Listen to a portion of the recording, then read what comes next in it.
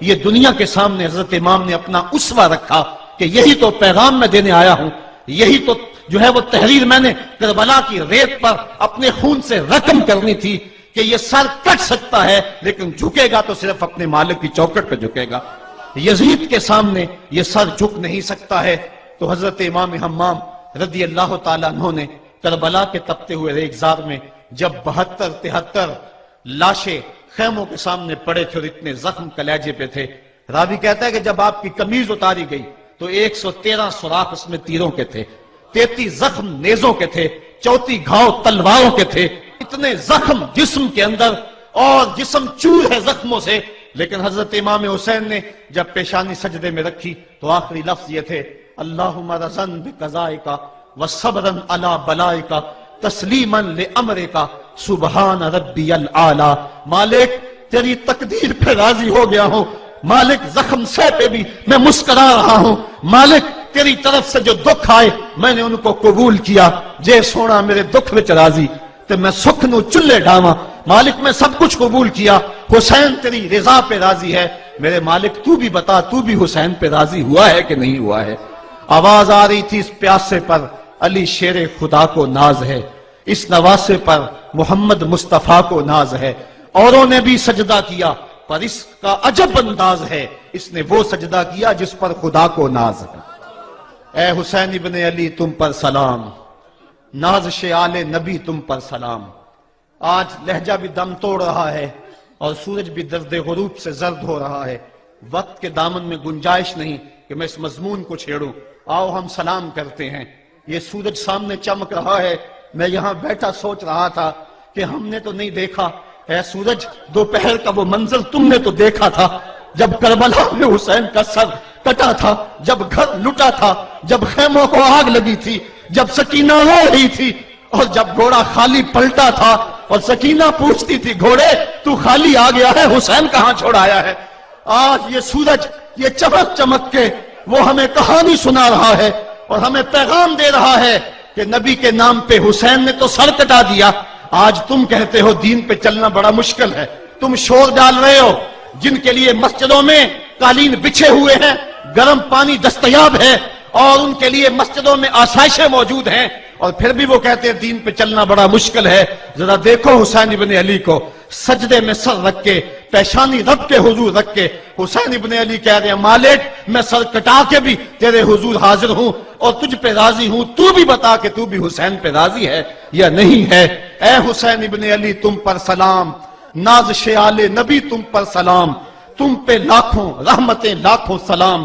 اے شہیدان محبت کے امام، لالا گوں لالا بدن لالا چمن، اے چمن اندر چمن اندر چمن، زندگی ہی زندگی تیری حیات، اے حیات اندر حیات اندر حیات، افتخار ملت بیضا ہے تو، رب کعبہ کی قسم یکتا ہے تو، فخر کا دل میں دریچہ باز کرنا چاہیے، جن کا تو آقا ہے ان کو ناز کرنا چاہیے۔ آج ہم ناز کرتے ہیں حسین ابن علی پہ، ہم آ حسین والے نہیں ہیں، ہم واہ حسین والے ہیں۔ واہ حسین تیری عظمت کو سلام، اتنے زخم کلیجے پہ ہو تو کھڑا نہیں ہوا جاتا، لیکن جبر کے خلاف کتنی قوت سے کھڑا ہے۔ حسین ابن علی نے اپنا نمونہ لوگوں کے سامنے رکھنا تھا تو اقبال کہتا ہے سرخ رو عشق غیور از خون او، شوخی این مصرع از مضمون او۔ یزید مٹ گیا، یزید کا نام مٹ گیا، اس کا تشخص مٹ گیا، حسین کل بھی زندہ تھا، حسین آج بھی زندہ ہے۔ مرتا تو وہ ہے جس کی فکر مر جائے، مرتا تو وہ ہے جس کا نسب العین مر جائے، مرتا تو وہ ہے جس کا مشن ختم ہو جائے۔ حسین کا نسب العین زندہ، حسین کی فکر زندہ، حسین کا مشن زندہ، حسین زندہ، حسین کا نانا بھی زندہ۔ آج بھی ہزاروں کروڑوں اربوں انسان حسین کا نام لے کے جی رہے ہیں۔ میں کہتا ہوں اگر کوئی یزید کا نام بھی لیتا ہے تو وہ سر جھکا کے دیتا ہے۔ کیسا تمہارا لیڈر ہے جس کا نام لیتے ہوئے بھی تمہیں شرم آتی ہے؟ نام لینے سے پہلے سر جھکاتے ہو، نام لیتے ہوئے پسینہ پسینہ ہوتے ہو، نام لینے کے بعد منہ چھپا لیتے ہو۔ تمہیں اپنے قائد اور اپنے لیڈر کا نام لیتے بھی شرم آتی ہے، اور جب ہمارے لبوں پہ نام حسین آتا ہے ہمارا قد اونچا ہو جاتا ہے، ہمارا سر فخر سے بلند ہو جاتا ہے۔ فخر کا دل میں دریچہ باز کرنا چاہیے، جن کا تو آقا ہے ان کو ناز کرنا چاہیے۔ تو حسین ابن علی نے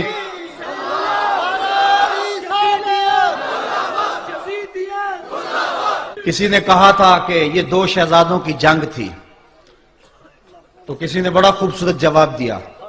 اس نے کہا کربلا جنگ تھی اگر دو شہزادوں کی، قلم میں زور ہے تو لکھو حسین ہار گئے، لہجے میں تنتنا ہے تو لکھو حسین ہار گئے، انداز میں زور ہے تو کہو حسین ہار گئے.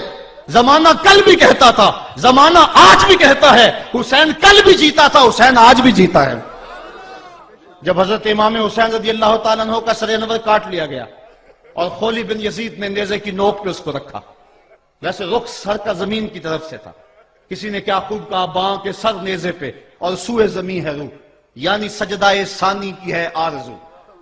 رکعت کے دو سجدے ہوتے ہیں، ایک سجدہ ہوا تھا کہ سر انور جدا کر لیا گیا، جب نیزے کی نوک پہ تھا سر تو رخ زمین کی طرف سے تھا. شاعر کہتا ذرا غور سے دیکھو سر حسین کیا کہہ رہا ہے. سر حسین کی پیشانی زمین کی طرف ہے، پیشانی میں دوسرے سجدے کی آرزو مچل رہی ہے. تو جب امام حسین کا سر خولی نے نیزے کی نوک پہ چڑھایا، اس نے تو یہ کہنا چاہا تھا کہ ہم فتح یاب ہوئے اور دیکھو ہم نے سر کاٹ لیا. کسی نے کہا ذرا غور سے دیکھو یہ تو سر کٹ کے بھی سر بلند ہے، یہ سر کٹ گیا پھر بھی سر بلندی نہیں گئی ہے، اس کا بانکپن پھر بھی نہیں گیا ہے. حسین کا سر کل بھی اونچا تھا، حسین کا سر آج بھی اونچا ہے. اس کا نام زندہ، اس کا پیغام زندہ، اس کی فکر زندہ. حضرت امام زین العابدین یہ کربلا کے وہ شخص ہیں جنہوں نے سارا منظر اپنی آنکھوں سے دیکھا تھا. اتنے دکھ کسی کو نہیں پہنچے جتنے زینب اور زین العابدین کو پہنچے ہیں. سب منظر کھلی آنکھوں سے دیکھا. 14 سال کی عمر ہے، بیمار ہیں، تاریخ بتاتی ہے اس کے بعد ساری زندگی حضرت زین العابدین نے ٹھنڈا پانی نہیں پیا. جب پانی پینے لگتے تڑپنے لگتے، کہتے مجھے سکینہ کی پیاس یاد آتی ہے، مجھے علی اصغر کا تڑپنا یاد آتا ہے. ساری زندگی پھر ٹھنڈا پانی نہیں پیا. حضرت امام زین العابدین نے یہ سارا منظر کھلی آنکھوں کے ساتھ دیکھا تھا. اور پھر آپ نے دمشق کے بازاروں میں بھی اور کوفے کی گلیوں کے اندر بھی سروں کا یہ قافلہ اپنی قیادت کے اندر جو ہے وہ گزارا تھا. جب یزید کے دربار کے اندر حضرت امام زین العابدین پہنچے تو یزید نے پہلے تو جو ہے وہ دکھ کا اظہار کیا. بعض لوگ یہاں سے یزید کی بریت کا اعلان کرتے ہیں.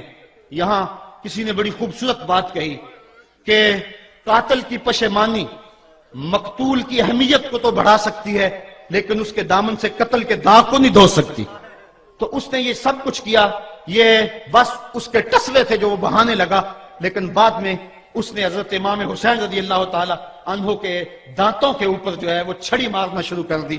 تو حضرت ابو برزہ اسلمی صحابی رسول وہاں موجود تھے، وہ کھڑے ہو گئے، اٹھ کے بدن کانپتا ہے ان کا، کہنے لگے ظالم ارفع قدیبہ کا، یہاں اپنی چھڑی ہٹا لے. میں نے اپنی ان آنکھوں سے دیکھا ہے کہ کان رسول اللہ صلی اللہ علیہ وسلم یلسمہ، حضور نے ان ہونٹوں کو خود چوما ہے. تو یہ کہہ کہ آپ دربار سے نکل گئے اور روتے تھے اور آپ کے بدن پہ کپکی بھی تاری تھی. بعد میں یزید نے کہا حضرت غلطی ہو گئی اور یہ میں نہیں چاہتا تھا، بتائیں آپ کی کوئی شرط ہو. تو آپ نے فرمایا میری 4 باتیں مان لو.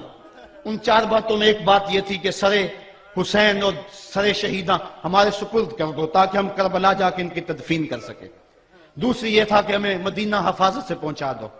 تیسری شرط یہ تھی کہ مجھے جو ہے وہ جمعے کا خطبہ دینے کی اجازت دو آج دمشق جامع مسجد کے اندر.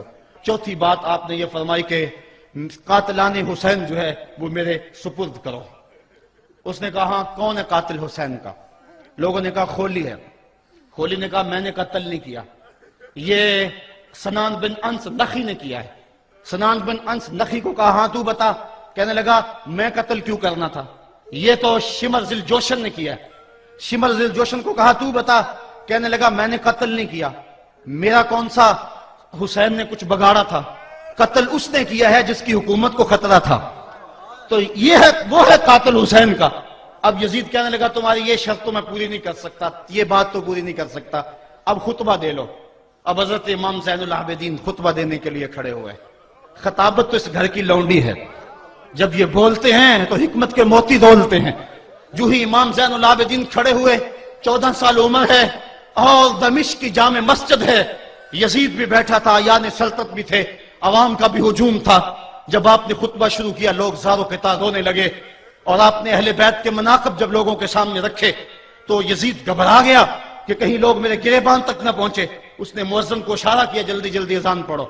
تو جب اس نے کہا اللہ اکبر اللہ اکبر تو حضرت شہزادہ زین العابدین نے کہا کہ اس کے اندر کوئی شک نہیں کہ اللہ سب سے بڑا ہے. جب شہادتین کا کہا اشہد ان لا الہ الا اللہ، حضرت امام زین العابدین نے اس کے جواب کے اندر کہا ہاں ہاں اللہ کے علاوہ کوئی معبود نہیں ہے، اس کی گواہی ہم نے خون سے دی ہے، ہم نے اپنے لہو سے دی ہے اس کی گواہی. اور پھر اس کے بعد جب اشہد ان محمد رسول اللہ پہ لفظ آئے تو حضرت امام زین العابدین نے کہا یزید دیکھ اب اذان کے اندر تیرے نانے کا نام ہے یا میرے نانے کا نام ہے؟ آج بھی منبر پہ میرے نانے کا نام ہے. تو یزید مر گیا، اس کا نام مر گیا، اس کا تشخص مر گیا. حسین کل بھی زندہ تھا، حسین آج بھی زندہ ہے. حسین کربلا کے تپتے ہوئے ریگزار میں بھی زندہ تھا، کوفے کے بازار میں بھی زندہ تھا، اور دمشق کی جامع مسجد میں بھی زندہ تھا، مدینے میں بھی زندہ، مکے میں بھی زندہ، کابل میں بھی زندہ، کندھار میں بھی زندہ، قلعہ جنگی میں بھی زندہ، تورا گھوڑا میں بھی زندہ، موصل میں بھی زندہ، بغداد میں بھی زندہ، غزہ کی پٹی میں بھی زندہ، فلسطین میں بھی زندہ. آج حسین کی زندگی اور حسین کا باقپن دنیا کو بتا رہا ہے، بش کو بتا رہا ہے تیرے منہ پہ تماچا حسین مارے گا. زمانہ بتائے گا کہ حسین کل بھی زندہ تھا، حسین آج بھی زندہ ہے.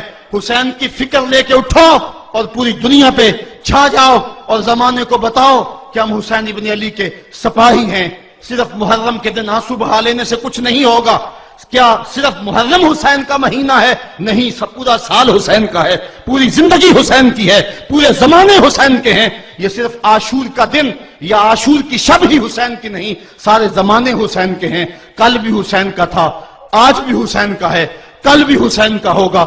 آؤ اٹھیں، قرآن کو لے کر کے حسین ابن علی نیزے کی نوک پر بھی چڑھ کے قرآن سنایا، اور آج ہم اسی قرآن کی دعوت کو لے کر کے اٹھیں اور حسین ابن علی کے پیغام کو گھر گھر